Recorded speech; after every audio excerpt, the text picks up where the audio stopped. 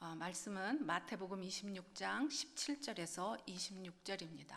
마태복음 26장 17절에서 26절 교독하시겠습니다. 제가 먼저 읽습니다. 무교절 첫날에 제자들이 예수께 와서 물었습니다. 선생님께서 잡수실 유월절 음식을 어디에서 준비하면 좋겠습니까? 대답하셨습니다. 성 안에 들어가서 한 사람에게 가서 우리에게 말씀하시기를 나의 때가 가까워졌으니 내가 그대의 집에서 제자들과 함께 율절을 지키겠다 하십니다 라고 전하라. 그리하여 제자들은 예수께서 지시하신 대로 유월절을 준비했습니다. 그러자 예수께서 12제자와 함께 식탁에 기대어 앉았습니다. 모두들 식사를 하고 있을 때 예수께서 말씀하셨습니다. 내가 진실로 너희에게 말한다. 너희 중 하나가 나를 배반할 것이다.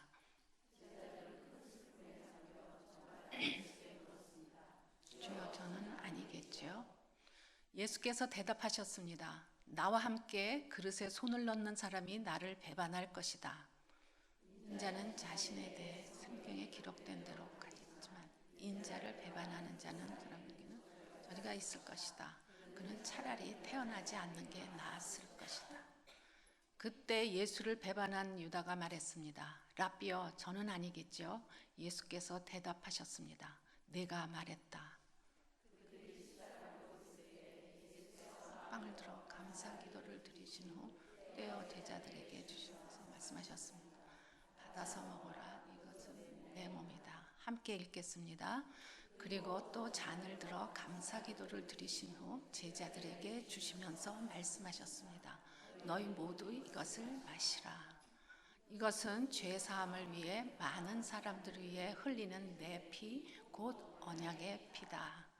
내가 너희에게 말한다. 나는 이제부터 내 아버지의 나라에서 함께 새 포도주를 마실 그날까지 다시는 포도 열매로 만든 것을 마시지 않을 것이다. 그들은 찬송을 부르기 위해 올리브산으로 향했습니다. 아멘. 기도하시겠습니다. 하나님 아버지, 저희가 저희를 잘 압니다. 주님께서 목숨을 바쳐서 구할 만한 가치가 없는 자들인데 저희를 구원하시고 이렇게 사랑하시는 것을 저희는 잘 깨닫지 못합니다.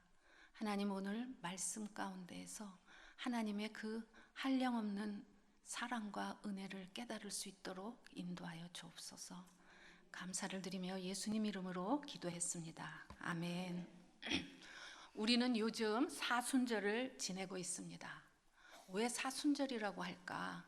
사순은 그 순이라는 것은 순자 열을 말하고 있습니다. 그래서 40일을 말하고 있는데요. 부활절 40일 전에 주일을 빼고 셉니다.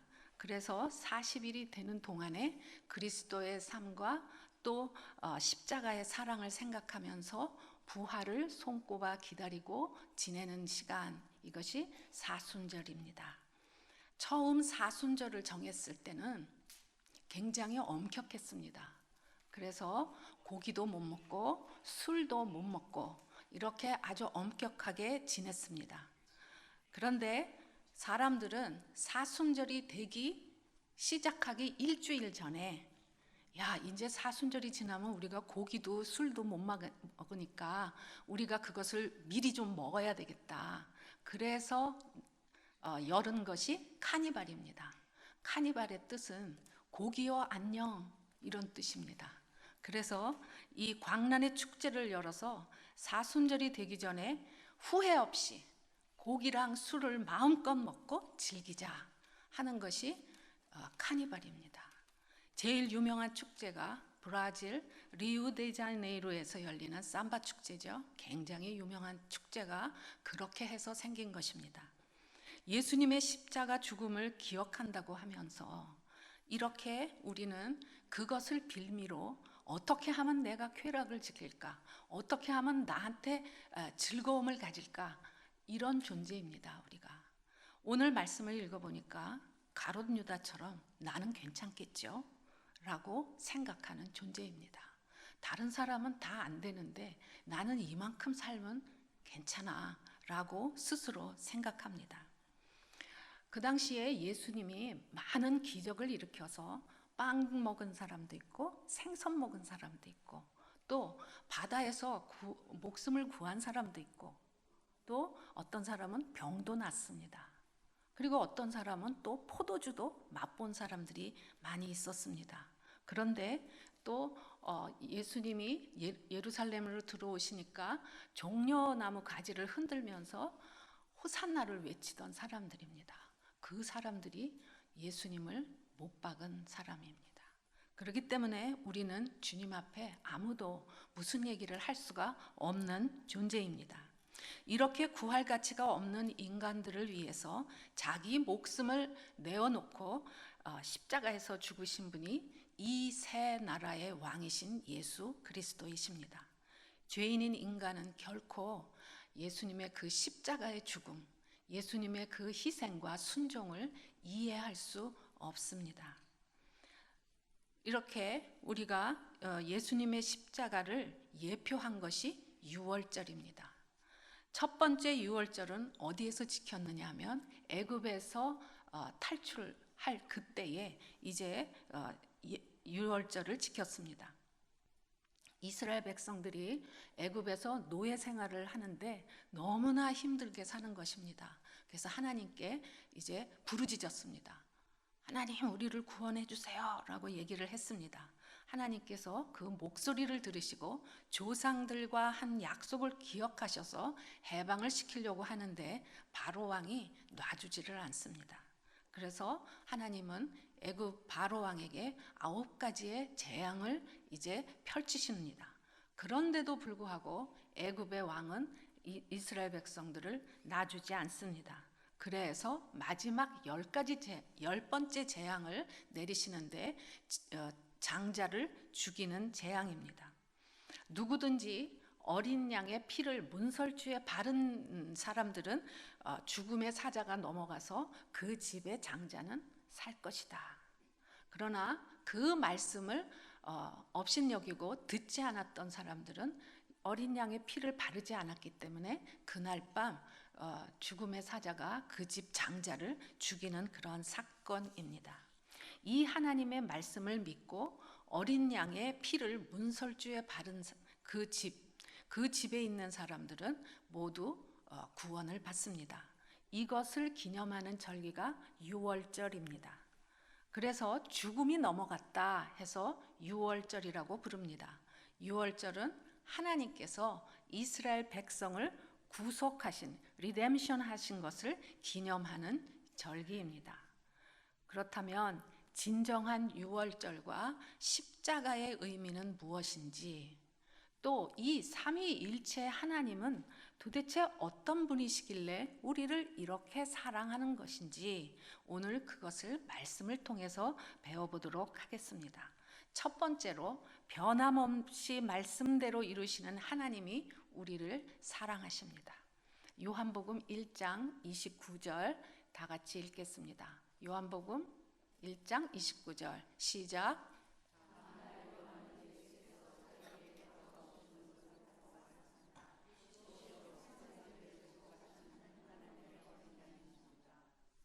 네, 세례 요한은 예수께서 세상 죄를 지고 가는 어린 양이라는 것을 알아보았습니다. 예수님은 유월절 어린 양이셨습니다. 하나님께서는 인간 스스로 죄에서 자기 자신을 구할 수 없기 때문에 어린 양 예수에게 죄를 뒤집어 씌우셔서 십자가에서 죽으시고 그 피로 우리의 죄값을 다 지불하셨기 때문에 예수님의 피에 능력을 믿는 자는 하나님의 진노에서 피할 수 있게 된 것입니다. 오로지 예수 그리스도의 보혈의 값어치입니다.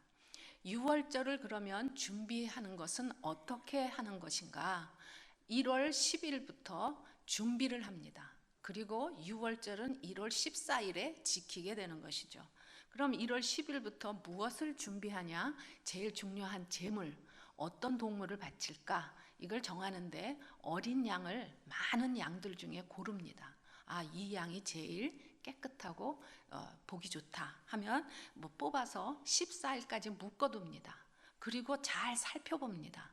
정말 과연 유월절 제물로 합당한가? 그리고 잘 보는데 어디 다치거나 뭐가 흠이 있거나 하는 것이 발견되면 다른 양으로 바꿉니다. 이스라엘의 하루 계산법은 우리와 다르죠. 우리는 아침에 해가 뜨면 떴다가 해가 지면 하루입니다. 근데 이스라엘은 해가 지면서 그 다음 날 해가 질 때까지가 하루입니다. 우리하고 완전히 계산법이 다릅니다. 그래서 혼돈을 합니다. 이거를 염두에 두시고 이제 성경을 읽으시면 좋겠습니다. 예수님은 이 준비일에 무엇을 했느냐? 감람산에서 종말의 징조, 종말에는 어떤 일이 일어나고 심판주로 오시는 이 창조주이신 예수 그리스도의 재림을 기다려라 라고 말씀을 하십니다. 예수님이 이 설교를 했는데 이것을 들은 사람들 중에 높은 지위에 있는 사람들이 이거는 신성모독이야. 자기가 하나님이라고 해? 야, 저 예수를 죽여야 되겠구나. 그렇게 해서 음모가 일어납니다. 드디어 제물로 바쳐질 합당한 어린 양 예수가 제물로 준비일에 정해진 것입니다. 구약에서 그 준비일에 어린 양이 정해진 것처럼 예수님이 유월절에 어린 양으로 정해진 것입니다. 예수님은 목요일에 마가의 다락방에서 마지막 만찬을 제자들과 함께 합니다. 그리고 그날 저녁에 이제 잡히시고 계속 이리저리 끌려다니다가 금요일 아침까지 신문을 받으시고 금요일 12시에 십자가에 박히시고 3시에 돌아가십니다. 이날이 유월절입니다. 금요일이죠. 예수님은 유월절 어린 양으로 우리의 죄를 담당하시고 성막에 우리가 성막을 보면은 거기에 번제단이 있습니다. 거기에 제물을 태우는 것처럼 예수님은 십자가에서 처형 당하시는 것입니다. 예수님의 십자가 처형까지의 이 이야기는 구약에서 제사와 제물과 또 성막과 절기로 다 예표하신 것을 예수님이 실제로 오셔서 완성하시는 것입니다. 그는 친구에게 배반을 당할 것이고 은 30에 팔리고 그 값으로 토기장의 밭을 살 것이다 라고 구약에 예언되어 있습니다. 예수님의 제자 유다가 배반을 하고 은 30에 예수를 팔아넘깁니다. 이런 예언이 맞아떨어지는 분이 메시아라고 예언되어 있습니다.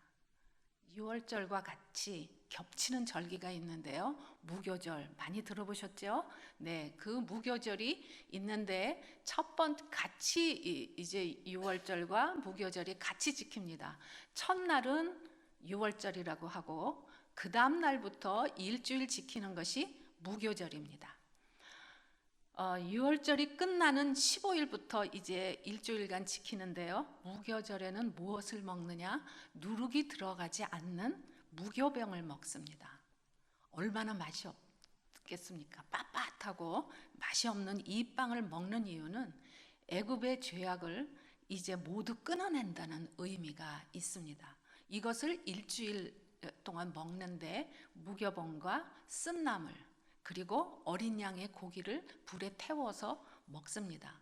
근데 중요한 것은 어린 양의 뼈를 꺾지를 않습니다. 시편 34편 20절을 읽어보시겠습니다. 시편 34장 20절 시작. 그분이 이내 모든 뼈를 보호하시리니 그 뼈가 하나도 부러지지 않을 것입니다. 14일에 유월절 어린 양이 죽고 그 다음 날인 15일이 안식일입니다.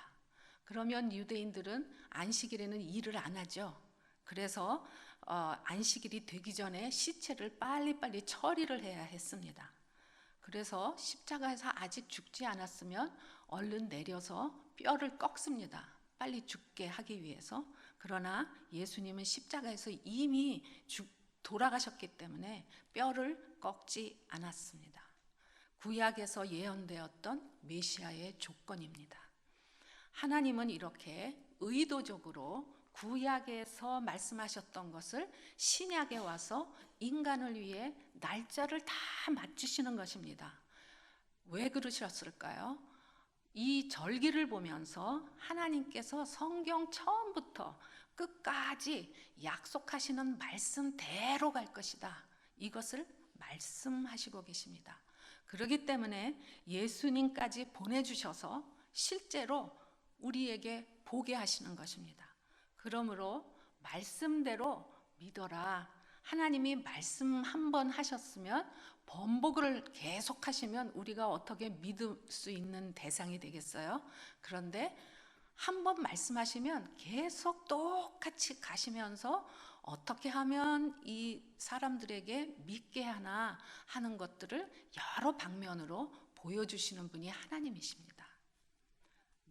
이분은 너무 좋으신 분이세요. 그래서 이렇게 앞으로, 그러니까 우리한테 지금 일어나지 않은 일도 성경에 써 있죠, 계시록에. 그러면 이게 안 믿어질 것 같은데요, 이것대로 그대로 간다는 겁니다. 지금까지는 실제로 봄절기가 이루어졌습니다. 그런데 이제 가을절기가 남았어요.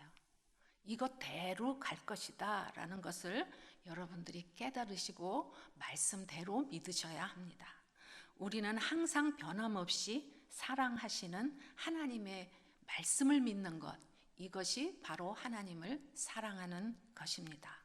두 번째로 하나님의 말씀에 순종하시는 예수님이 우리를 사랑하십니다. 히브리서 9장 15절 읽어보시겠습니다. 히브리서 9장 15절 읽어보시겠습니다. 시작.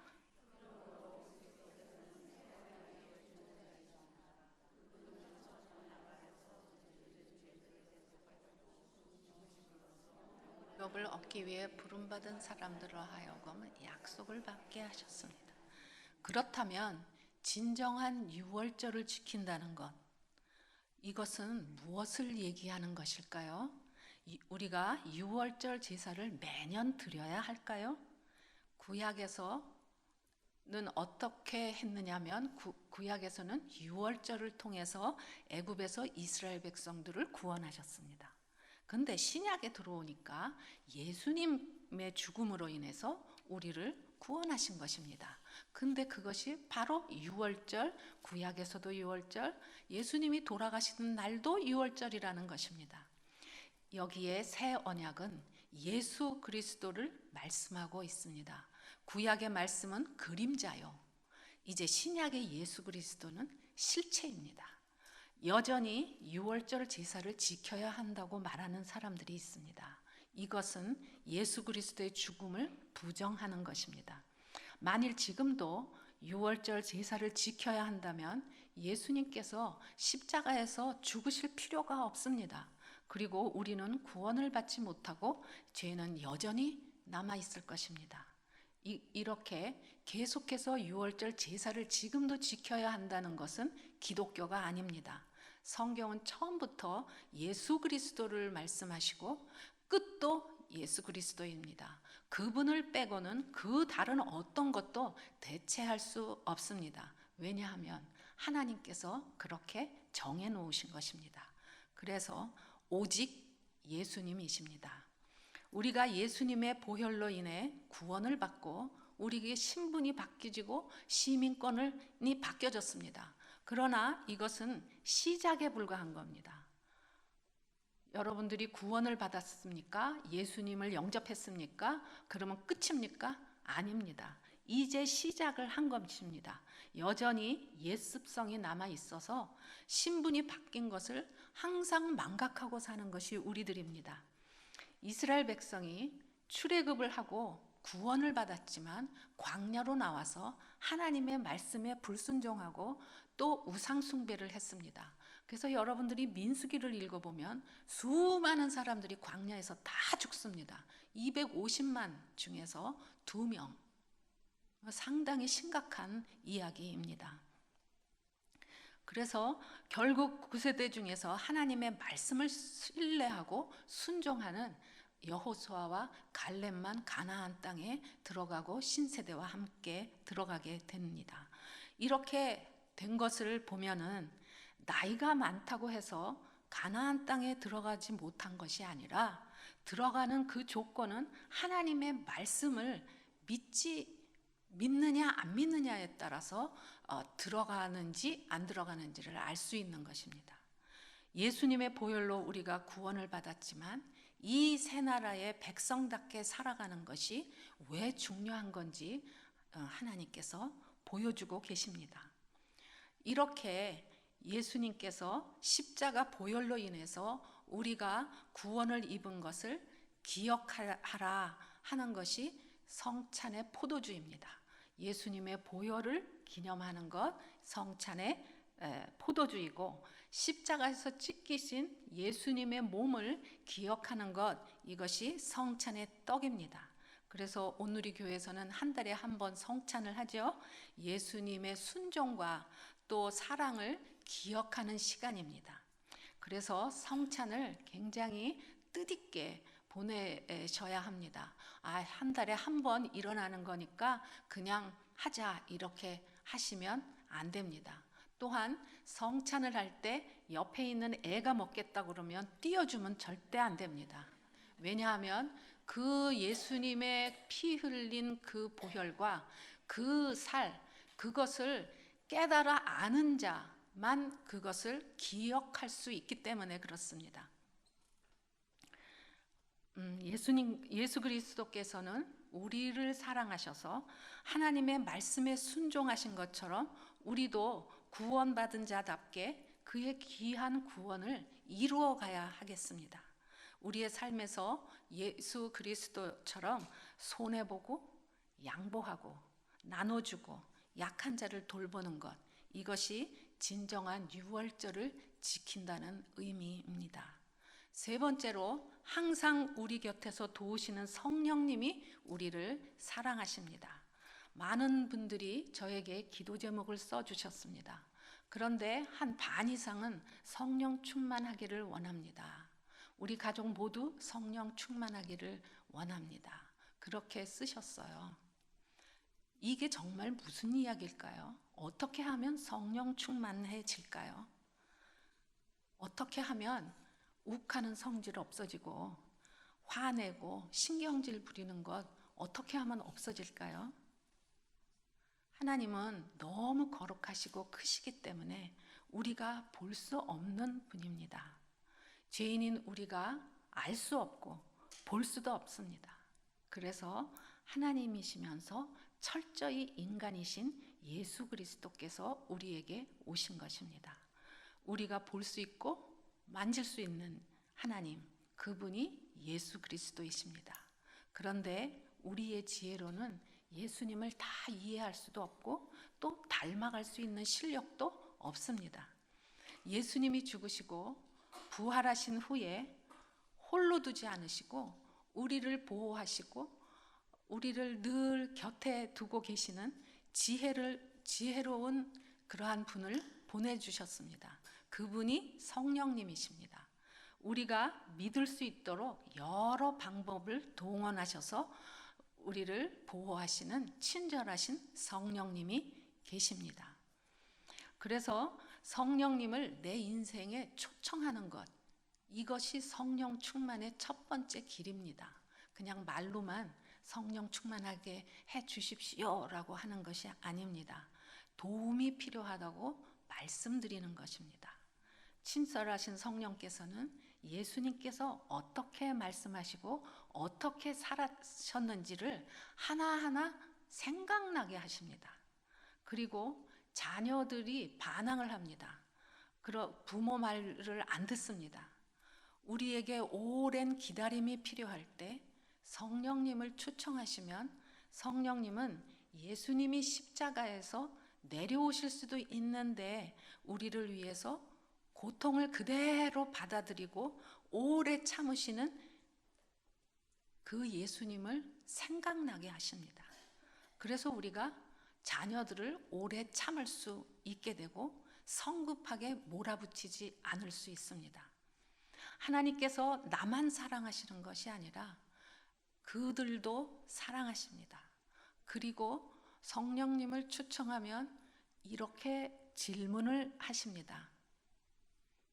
내가 멍멍개 훈련하는 훈련사냐? 이렇게 물어보시기도 합니다. 네가 네 남편을 조정하는 조정사냐? 이렇게 물어보시기도 하고요. 또 성령께서는 너보다 내가 더 잘한다. 네 자녀 너가 키울 거야. 이런 말씀을 하십니다. 이런 것들은 전부 성령님을 초청하셨을 때 성령님께서 주시는 마음입니다. 그래서 우리 자신을 돌아보게 합니다. 우리들보다 하나님께서 더 오래 기다리고 계시고 더 마음 아파하십니다. 성령님은 나를 힘들게 하는 대상 앞에서 아무 말도 못하게 만드십니다. 여전히 여러분이 힘든 자녀 앞에서, 남편 앞에서 할 말이 많으시다는 것은 성령 충만이 아닙니다. 베드로후서 3장 9절 읽겠습니다. 베드로후서 3장 9절입니다. 베드로후서 3장 9절 네, 읽겠습니다. 시작.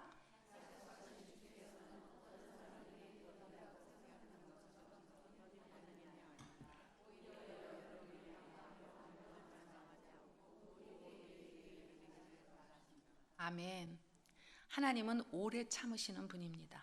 이것이 하나님의 성품을 닮아가는 것이고 내 성질로는 안 되는데 성령께서 참을 수 있게 하시고 용납할 수 있는 능력을 주시는 것입니다. 이것이 성령 충만입니다.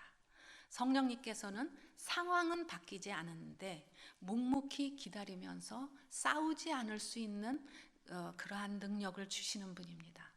하나님의 시간을 기다릴 수 있도록 하시면서 나의 열정과 조급함, 나의 생각을 다 빼시고 우리도 함께 성숙하도록 이끌어 가시는 분이 성령님이십니다. 그래서 여러분들이 성령님을 초청하셔야 합니다.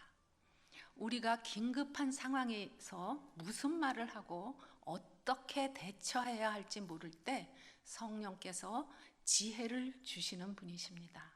그분은 아주 가까이 계시기 때문에 우리가 도움이 필요합니다 라고 이렇게 생각만 해도 여러분들의 생각을 바꿔주십니다. 어떻게 생각해야 하는지, 뭐를 할 수 있는지 이것을 알려주십니다. 여러분들의 지난 인생을 뒤돌아보면은 분명 나한테서 온 지혜는 아닌데 일이 이루어져 있는 경우를 발견하실 것입니다. 그렇게 성령께서 하나하나 해결해 가시면서 여러분의 신앙도 점점 성숙해 가는 것입니다. 성령님은 어떤 특징이 있냐? 굉장히 친절하고 부드러우신 분입니다. 우리가 성령 충만한지 어떻게 알 수 있을까요? 기도도 열심히 교회 와서 하시고 또 말씀을 많이 읽으시고 또 봉사도 많이 하는데 그분의 실제 생활에서 행동하는 것과 말하는 것이 은혜롭지 못하다. 그러면 성령 충만이 아닙니다. 교인들 사이에서, 남편과 아내 사이에서, 부모와 자녀 사이에서 서로 친절하고 부드럽게 말해야 합니다. 왜냐하면 내 안에 성령께서 그렇게 가르쳐 주시기 때문에 그렇습니다. 가장 성령 충만한 분은 그러면 누굴까요? 누가 샘플이 있어야 될 거잖아요. 하나님은 한 샘플을 보여주셨는데 그분이 바로 예수 그리스도이십니다. 성령 충만하려면 구체적으로 그럼 어떻게 해야 할까요? 예수 그리스도께서 실제로 걸어 다니시면서 살았던 그 현장, 사복음서입니다. 저는 예수님이 실제로 살아서 움직이시면서 계신 사복음서를 읽으면서 묵상하면서 저의 성질을 죽이는데 많은 도움을 받았습니다. 제가 딸의 상간호를 한다고 한국에서 살다가 미국에 왔는데 3일 만에 친정아버지가 소천하셨다는 소식을 듣고 상간호고 뭐고 다 팽겨치고 다시 돌아갔습니다. 한 달 반 후에 이제 성지 순례를 간다고 사람들과 성지 이스라엘을 갔어요. 3일쯤 됐는데 친정엄마가 돌아가셨다는 겁니다. 그래서 예루살렘에 이렇게 조금 보다가 그냥 돌아와야 했습니다. 저는 남편이 아팠기 때문에 좀 숨도 돌리고 아버지도 돌아가셨으니까 너무 피곤하다. 뭘 해야지? 그래, 예수님이 사셨던 현장을 가봐야지. 그래서 이스라엘의 성지 순례를 간 겁니다.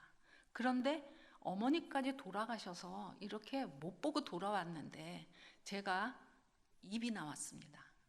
아니, 이렇게 좀 가서 좀 숨도 좀 고르고 쉬었다가 오는데 그것도 다른 데도 아니고 예수님 고향에 가서 보겠다는데 그것도 허락을 안 하세요? 이렇게 갑자기 아버지 어머니 다 돌아가시고 난 이해가 너무 안 됐습니다. 그래서 계속 그랬습니다. 하나님, 도대체 이게 뭡니까? 내 인생이 이거 어떻게 되는 겁니까? 그러나 그분은 대답이 없으셨습니다. 나에게는 성지 순례도 허락지 않으시는구나. 그러면서 볼멘 소리를 했었습니다. 그런데 어떡합니까? 할 수 있는 일이 없으니까. 그럼 어떡하지? 그러다가 성령께서 지혜를 주셨습니다. 예수님이 지금 현재 안 계신 그 땅에 가서 보는 것보다 지도를 펴놓고 네가 사복음서를 읽으면 좋겠다. 그래서 성경을 펼치고 지도를 보면서 현장 방문하는 거로 낙차를 지었습니다. 예수님과 산에도 가고 바닷가도 가고 수많은 무리들과 함께 현장에 앉아서 예수님의 말씀을 직접 듣는 것이었습니다. 사복음서에 나타난 예수님에 대해서 잘 읽는 것은 상당히 중요합니다. 그 말씀 안에 계신 예수 그리스도를 맛보고 어떤 마음이었는지 예수님이 이럴 때는 어떠셨어요? 라고 물어보면 그분 앞에 여러분들은 무릎을 꿇을 수밖에 없습니다. 그분은 우리의 아픔을 몸소 체험하셨기 때문에 변명 한마디 없이 자진해서 죽으신 분입니다. 그래서 우리의 아픔을 너무나 잘 알고 계시고 이해하십니다. 사복음서에서 예수님을 찾아갈 때 가장 외롭고 아픈 예수님이 거기 계십니다. 괴로워하는 우리를 안아주시고 위로해 주실 수 있는 분이 예수 그리스도이십니다. 그리고 내가 얼마나 복받은 존재인지를 실감하게 됩니다. 예수님 당시에는 내가 메시아다라고, 내가 하나님의 아들이다라고 그렇게 말씀하셨는데도 불구하고 아무도 몰랐습니다. 그리고 십자가에 왜 죽는지, 이 새로운 나라의 왕이 힘을 내고 로마 군인을 무찌르고 이렇게 한 자리 하려고 했었는데 십자가에서 그냥 아무 말 없이 돌아가시는 이 왕을 이해할 수 없었습니다. 더군다나 부활은 인간의 머릿속에 있는 상상을 초월하는 사건입니다. 많은 사람들이 호기심을 가지고 예수님을 따라갔지만 아무도 믿을 수 없었습니다. 그런데 우리는 이미 이 모든 것이 이루어졌고 수많은 신앙의 선배들이 예수님이 메시아다 이것을 부인할 수 없었기 때문에 목숨을 내놓고 순교하는 그러한 일까지 있었습니다. 그래서 역사의 무게를 이렇게 견디고 지금 내 손에 성경이 들려 있는 것입니다. 이 얼마나 큰 축복입니까? 날마다 말씀을 읽으며 기도할 때 성령께서 거룩해지도록 여러분들을 인도해 주실 것입니다. 우리의 기도는 성령님이 이끌어 가시도록 초청하는 기도 내용으로 바뀌어야 합니다. 여러분들의 자녀, 남편, 여러 가지 일들이 있죠. 그 일들을 기도할 때 성령을 먼저 초청하셔야 합니다. 그래서 그분이 어떤 생각으로 나의 인생을 이끌어 가시기를 원하시는지, 내 자녀에게는 어떻게 해야 하는지 하는 것들을 다 알려주시기 때문입니다. 그래서 이렇게 진정한 유월절을 지키는 것이 바로 이렇게 말씀을 읽으면서 성령을 초청하는 것이고, 사순절을 의미 있게 보내는 것입니다. 그분은 아름다운 메시아이십니다. 아멘. 이제 우리가 찬양을 부를 건데요, 이 찬양은 십자가에 달리신 예수님을 올려다보면서 여러분의 진실한 마음을 가지고 빠르지 않게, 천천히, 크지 않게, 조용히, 고요하게 부르십니다. 그래서 반주도 굉장히 조용하게 해주시고요, 찬양도 조용하게 하시면서 여러분들이 십자가에 달리신 예수님을 바라보며 사랑 고백을 하시겠습니다. 아름다운 주 찬양 부릅니다.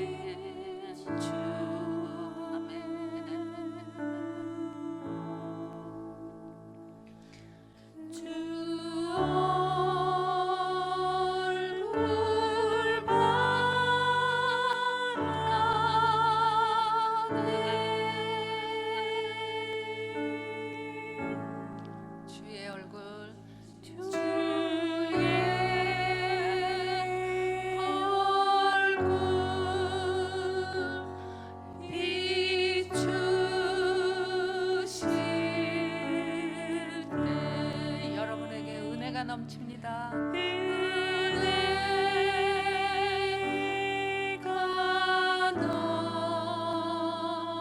넘치네.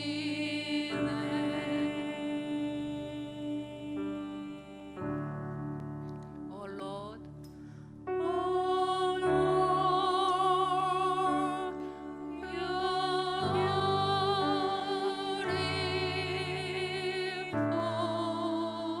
할렐루야.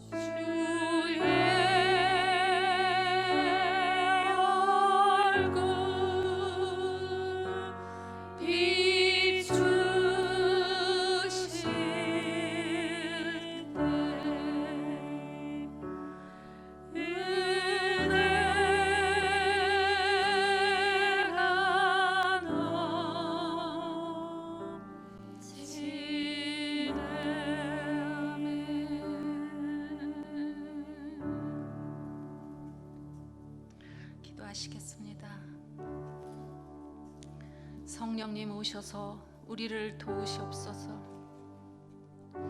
주님은 더욱 너무나 아름다우신 분입니다.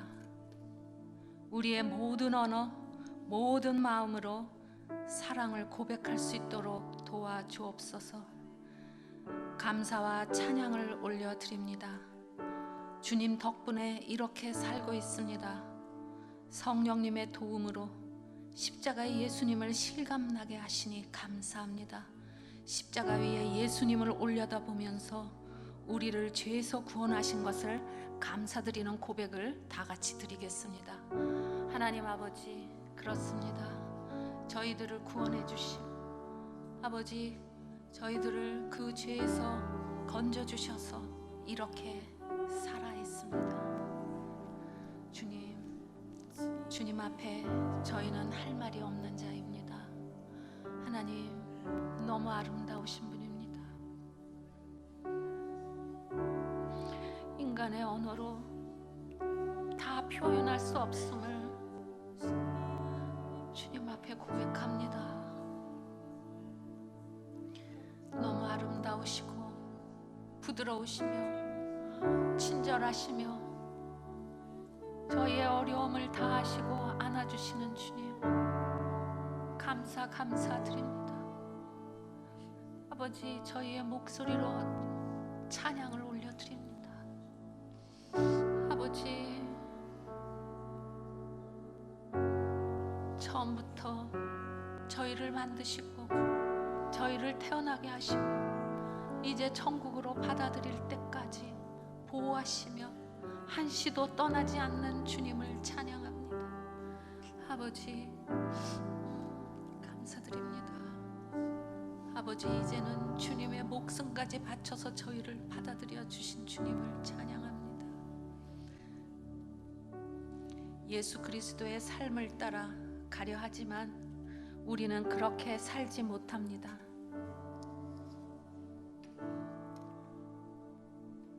지혜롭고 부드러운 성령님, 우리를 도와주옵소서. 날마다 주님의 딸답게 살게 하시고 지혜를 주셔서 기억나게 하옵소서. 가족에게 부드러운 말씨와 상냥한 태도로 대하게 해주시고 내 안에 계신 주님을 그들에게 나타낼 수 있도록 인도하여 주옵소서. 하나님, 저희의 말투와 행동과 태도를 아버지 주님 앞에 올려드립니다. 저희를 고쳐 주시옵소서. 다 같이 기도하시겠습니다.